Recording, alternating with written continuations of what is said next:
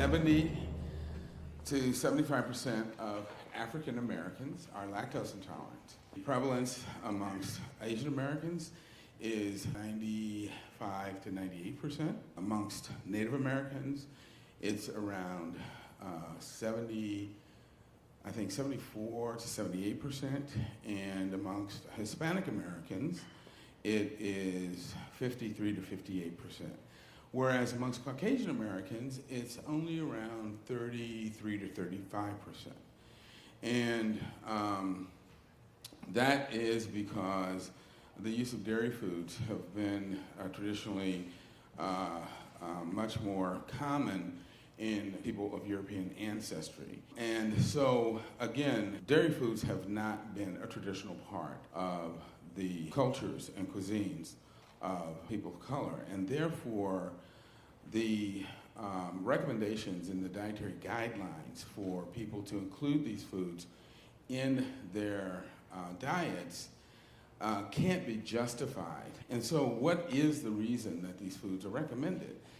It's marketing, plain and simple. After I finished residency, I was working, doing urgent care part-time for Kaiser, but also working in free clinic in Alexandria. And I was having African-American patients coming in telling me, "Doc, my irritable bowel is acting up," or "I've got a spastic colon." And I talked to them about their symptoms, and it was fairly clear to me that probably what was going on with them wasn't that they actually had spastic colon or irritable bowels, it was that they were continuing to include dairy foods in their diet. So I'd have them go home, do 2 weeks, no dairy, come back and see me, and 8 to 9 out of 10 times, the problems had cleared up. And so I'd tell them, "No, you are lactose intolerant," which is the case with most African Americans, so you need to avoid dairy. Well, the clincher came when this one older black woman came back, and I said to her, she said, "The problem had cleared up." And I said, "Well, you're lactose intolerant." She looked at me and said, "I know that."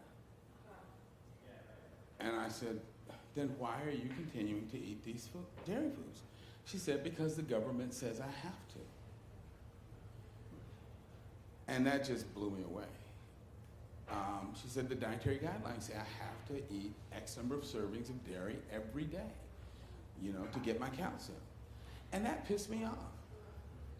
And that's when I went to PCRM and I talked to Dr. Barnard and I said, "Look, we got to do something about this, because African American people are eating foods that are going to make them sick because they think they have to do it." And out of that came our 2-part paper called Racial Bias in the U.S. Dietary Guidelines. Part 1 of the paper dealt with the issue of lactose intolerance in communities of color, and then Part 2 dealt with the larger issue of the fact that an animal food centered diet is going to create disproportionate levels of disease in communities of color because of the presence of what are called thrifty genes. So when you look at the traditional diet of communities of colors, so Asian Americans, Hispanic Americans, West Africans, these are diets that traditionally are built around whole plant foods, contain no dairy, are low in fat, and have limited amounts of animal foods. And when people stick to these kinds of diets, they have very low rates of chronic disease. But when they start to adapt a Western-style, high-fat, high animal food-centered diet, particularly when they start to consume a lot of meat and dairy foods, their rates of chronic disease not only skyrocket, but they typically begin to exceed those in the general population. And so by encouraging people to consume a Western-style diet, the government knows that they are going to ultimately promote excess rates of disease in communities of color. And to do this deliberately is a form of institutional racism. But it's particularly egregious in communities of color because with respect to the issue of dairy foods, what is the primary reason the government encourages people to consume dairy foods? What? Calcium, right? And what is the primary reason for consuming calcium? Come on, you guys know. Bones. Well, first of all, there is no commercial you will ever see on TV that will tell you that eating dairy foods will give you strong bones, because there is no study that has ever shown it. There's a commercial that came out a couple years ago. There's some black guys playing basketball. And then there's this idiot that comes out in a milk carton costume. And he starts talking smack with the guys playing basketball. He says, if you want to be good at basketball, you need strong bones. And he says, milk has calcium. And for strong bones, you need calcium. And he leaves you to make the inference that drinking milk with the calcium is going to give you strong bones, but he never says it. He never says it because no study has ever shown it. In fact, every study has shown exactly the opposite, that the more milk you drink, the more likely you are to have osteoporosis. But it actually gets worse than that, because every study has always shown that for some reason, black women are genetically protected against osteoporosis. Black women don't get osteoporosis, period. And so the primary reason for allegedly drinking milk, black women are protected against it anyway. So the government is encouraging African American women to drink milk for no good reason, knowing that it's going to make them sick in the process. That's disgusting. It also knows that women who drink milk are more likely to get ovarian cancer.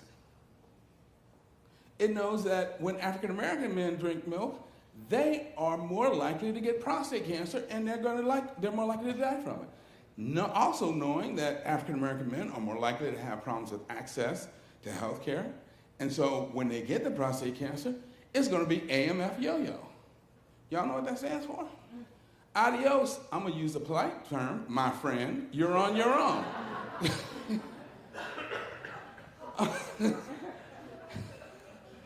So, yeah, it's institutionalized racism. It's a deliberate effort on the part of the government to encourage the consumption of foods that it knows promotes disease with no demonstrable benefit. And our government has had a history of taking minority communities, putting them in a position of food insecurity, thereby making them dependent upon the government for food subsidies that it then uses essentially as dumping grounds for agricultural excess, and basically dumps these commodity foods into these communities, and these, again, are the foods that promote chronic disease. That's pretty much it in a nutshell. Any questions?